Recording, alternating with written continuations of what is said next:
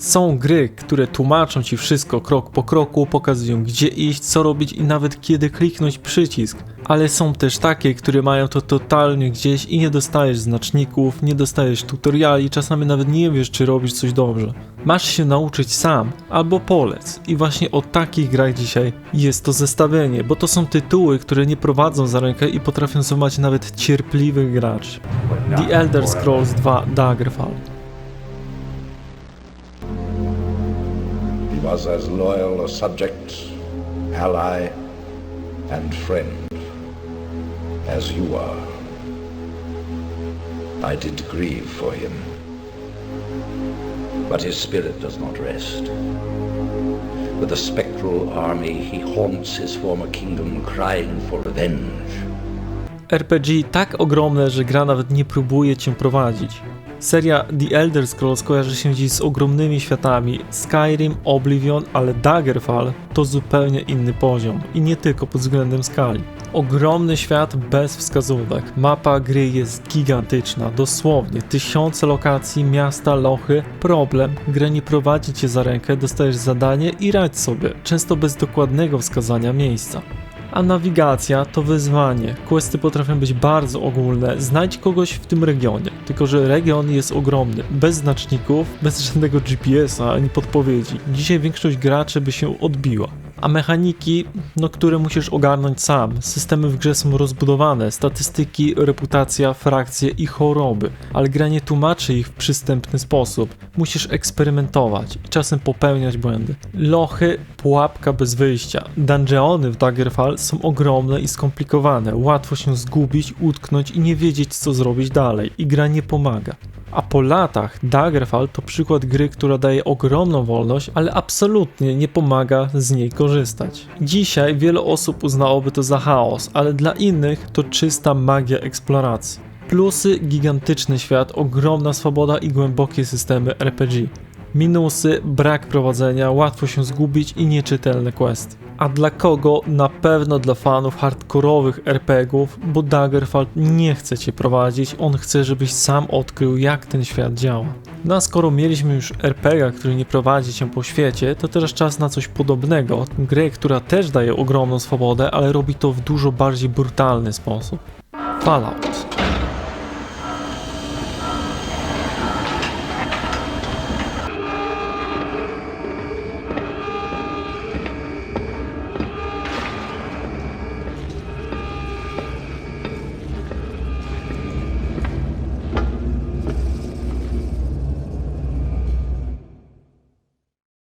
RPG, który daje wolność, ale nie tłumaczy konsekwencji.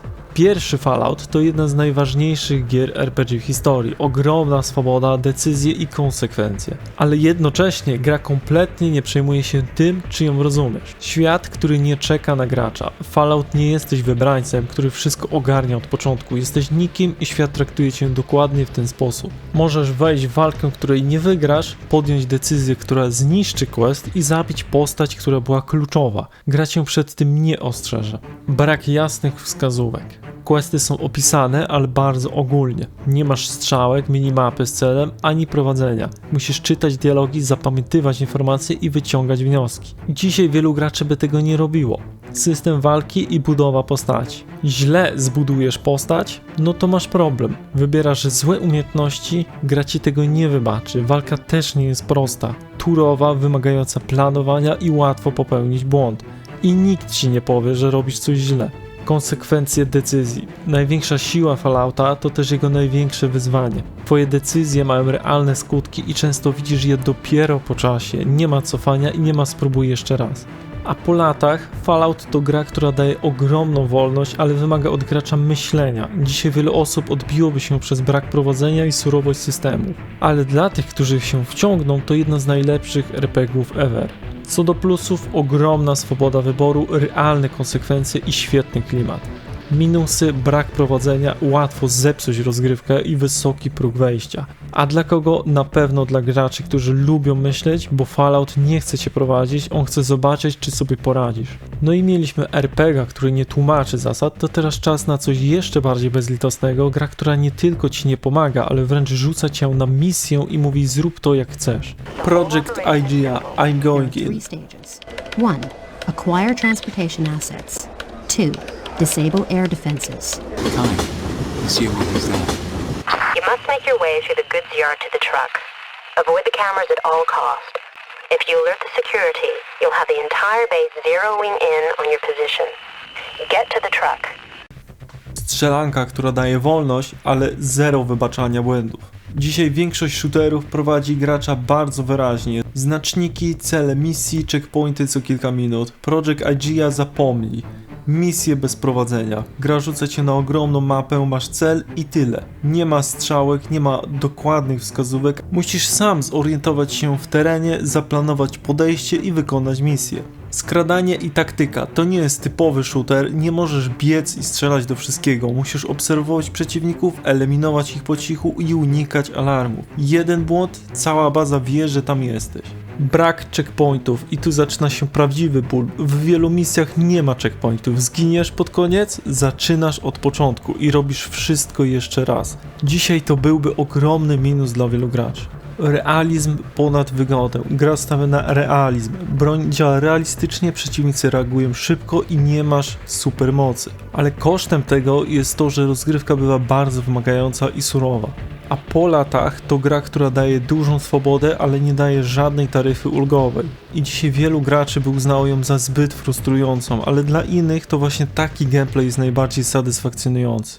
Plusy: duża swoboda podejścia, realistyczne podejście do misji i klimat operacji specjalnych. Minusy: brak checkpointów, wysoki poziom trudności i mało wskazówek. A dla kogo jest? Dla cierpliwych graczy, bo Project IGA nie chce cię prowadzić, on chce sprawdzić, czy potrafisz działać sam. No a skoro mieliśmy realistycznego shootera bez prowadzenia, to teraz czas na coś jeszcze cięższego, gra, która łączy realizm z taktyką i oczekuje od ciebie pełnej kontroli nad drużyną. Hidden and Dangerous.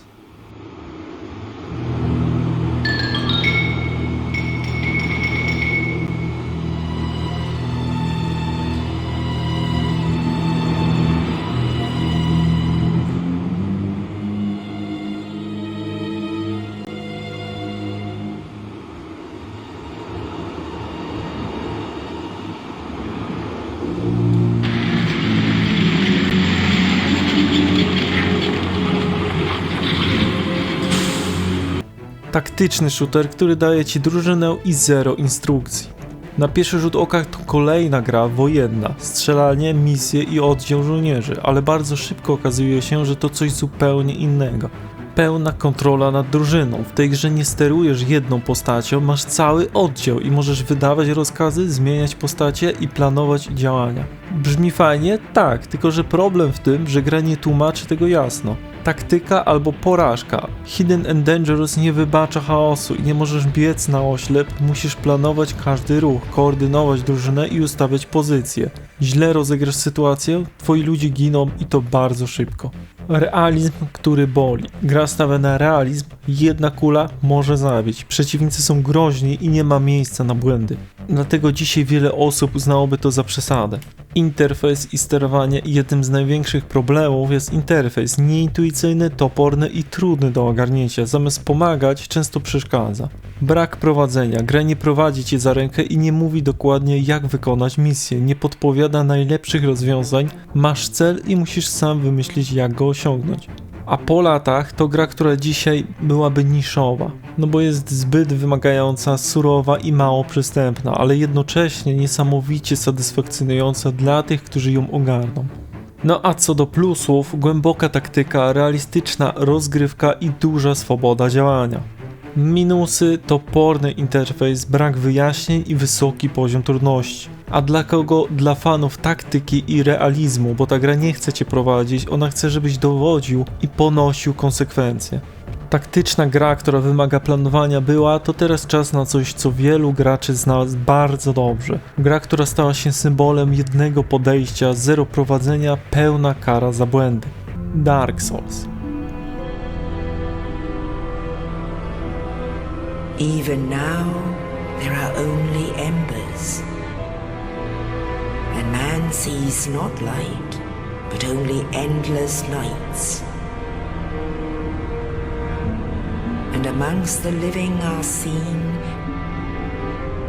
carriers of the accursed dark sign.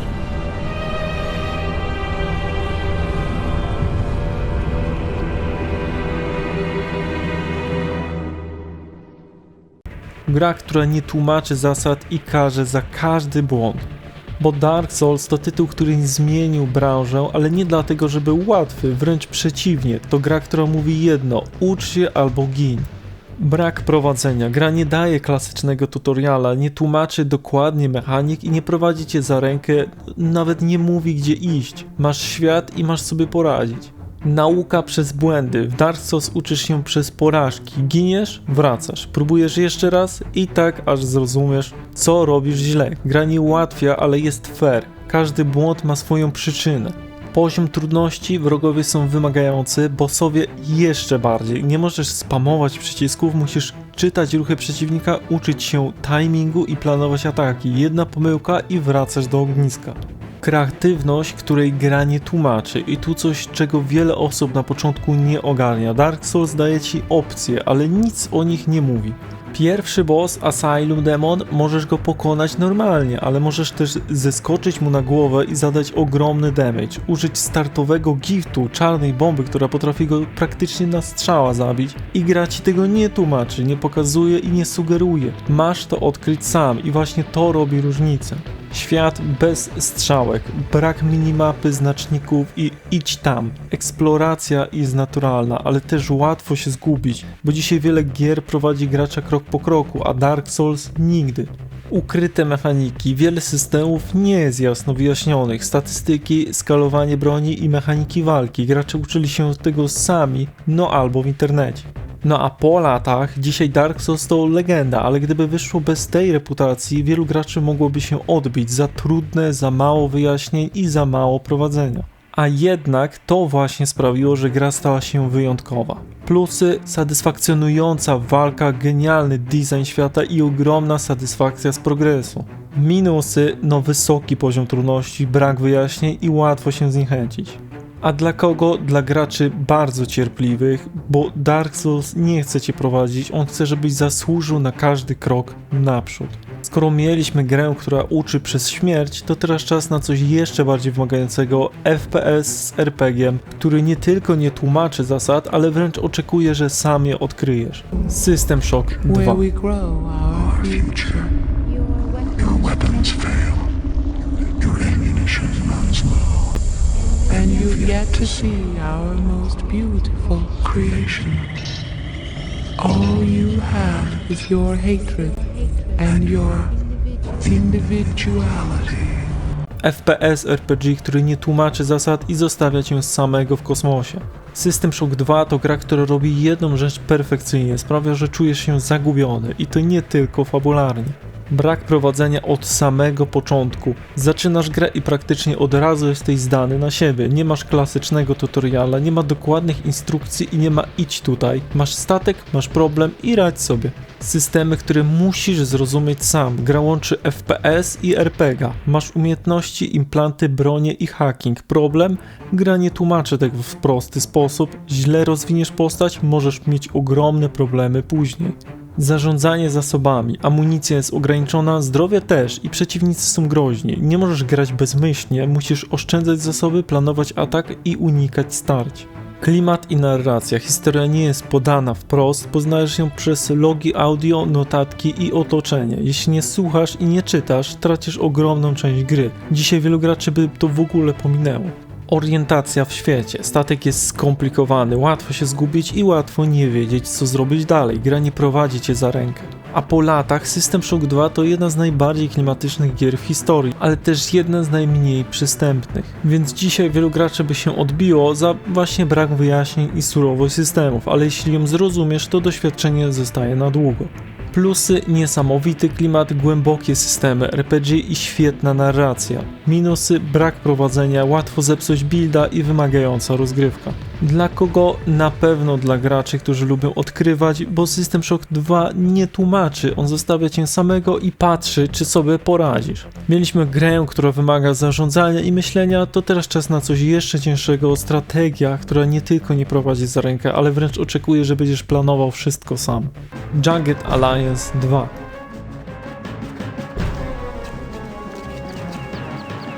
Who are you? We had very well follow. Strategia, która daje ci wolność i pełną odpowiedzialność. Jagged Alliance 2 to jedna z najbardziej rozbudowanych gier taktycznych ever. Najemnicy, zarządzanie i taktyka.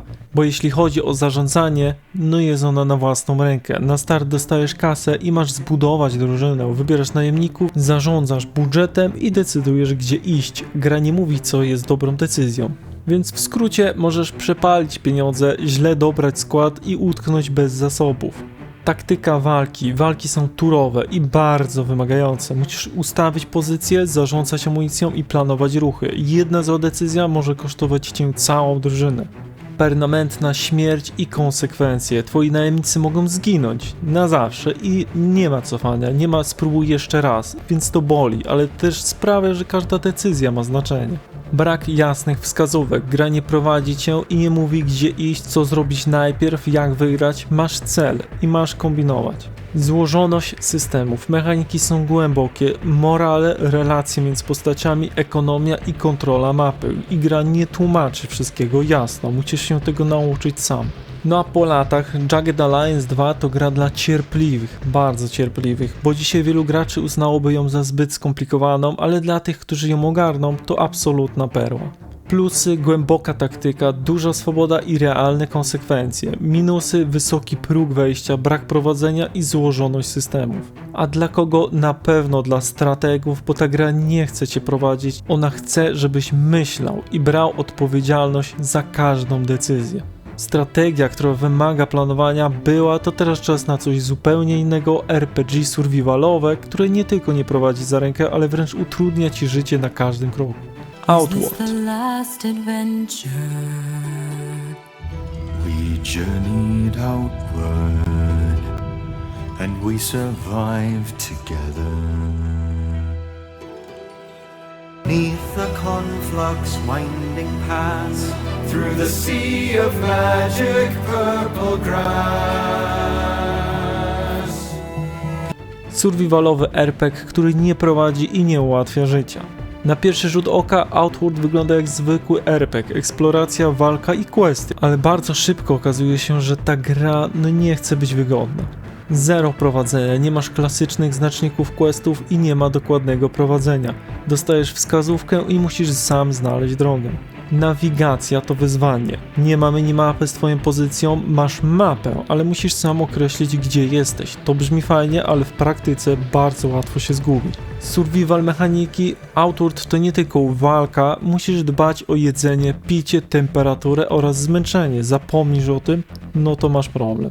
Walka, która nie wybacza. System walki jest wymagający, powolny, toporny dla niektórych. Kara za błędy jest duża. Nie jesteś bohaterem, jesteś zwykłym gościem, który może szybko zginąć. Brak jasnych systemów. Gra nie tłumaczy wszystkiego, wiele rzeczy odkrywasz sam. Jak działa crafting, jak działa magia i w ogóle jak przetrwać. No a po latach Outward to gra niszowa, nie dla każdego, zbyt wymagająca i zbyt mało wygodna, ale dla tych, którzy ją polubią, to bardzo unikalne doświadczenie.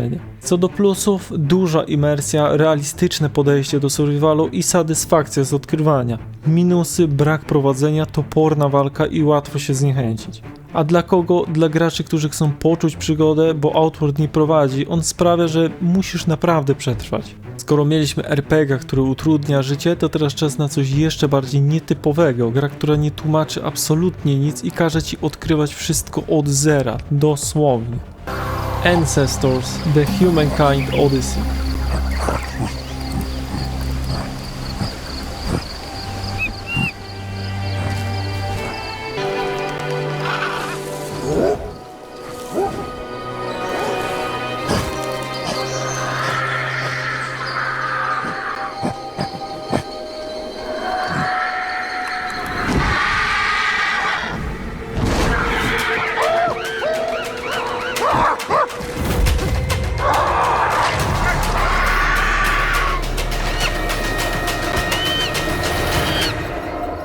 Gra, która nie tłumaczy nic i każe ci odkryć wszystko od zera.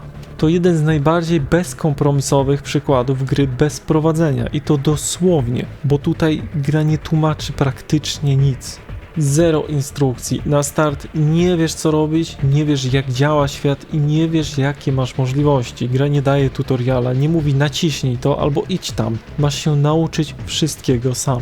Nauka przez eksperymenty, każda mechanika to odkrycie. Musisz łączyć przedmioty, testować interakcje, uczyć się na błędach. Nie ma podpowiedzi, jest eksperymentowanie. Konsekwencje błędów. Zrobisz coś źle, możesz stracić postać, zginąć i cofnąć progres. Gra nie chroni cię przed błędami, ona chce, żebyś je popełniał. Brak klasycznego celu. Nie masz jasno określonego questa. Masz ewolucję, masz przetrwanie i masz rozwijać swój gatunek. Najlepiej jak potrafisz. Orientacja w świecie. Dżungla jest ogromna, nie ma mapy w klasycznym sensie, nie ma znaczników, łatwo się zgubić, bardzo łatwo. Po latach to gra ekstremalna, nie dla każdego, dla wielu zbyt niejasna, zbyt wymagająca, ale dla tych, którzy ją ogarną, to jedno z najbardziej unikalnych doświadczeń. Plusy: unikalne podejście do rozgrywki, duża satysfakcja z odkrywania i pełna wolność. Minusy: brak wyjaśnień, łatwo się pogubić i wysoki próg wejścia. A dla kogo? Dla odkrywców, bo ta gra nie prowadzi, ona zostawia cię w dżungli i sprawdza, czy przetrwasz.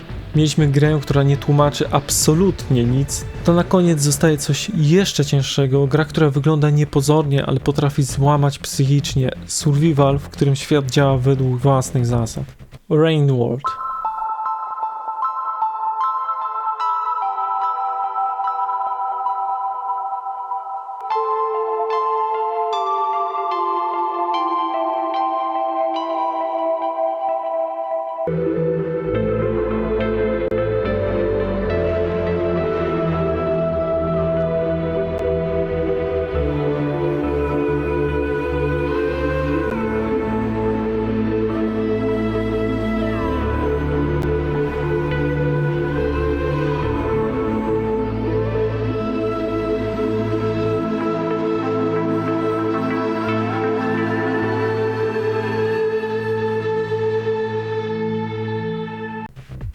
Survival, który nie tłumaczy zasad i ma gdzieś, czy przetrwasz. Ta gra wygląda niepozornie, pixel art, mała postać, spokojny klimat, ale to jeden z najbardziej bezlitosnych gier na tej liście. Świat, który żyje własnym życiem. Najważniejsze, świat nie kręci się wokół ciebie, to ekosystem. Każde stworzenie ma swoje zachowania, poluje, ucieka i reaguje. Ty jesteś tylko jego częścią. Zero wyjaśnień. Gra nie tłumaczy zasad, nie mówi jak przetrwać, co robić i gdzie iść. Musisz obserwować, uczyć się i adaptować. Survival na maksa, jesteś słaby bardzo, większość stworzeń może cię zabić i musisz unikać zagrożeń, planować ruchy i wyczuwać momenty. To nie jest gra o walce, to gra o przetrwaniu. System deszczu, masz ograniczony czas, zanim przyjdzie deszcz musisz znaleźć schronienie, nie zdążysz, koniec i zaczynasz od nowa. Brak kontroli nad sytuacją, to co zabija wielu graczy, brak poczucia kontroli. Świat jest nieprzewidywalny, często giniesz i nawet nie wiesz dlaczego. Dzisiaj wielu graczy by się odbiło od tego. A po latach Rain World to gra ekstremalna, zbyt wymagająca, zbyt niejasna i zbyt bezlitosna, ale jednocześnie niesamowicie unikalna, bo daje doświadczenie, którego nie ma nigdzie indziej. Plusy: żyjący ekosystem, unikalny klimat, głęboki survival. Minusy: brak wyjaśnień, wysoki poziom trudności i frustrująca losowość.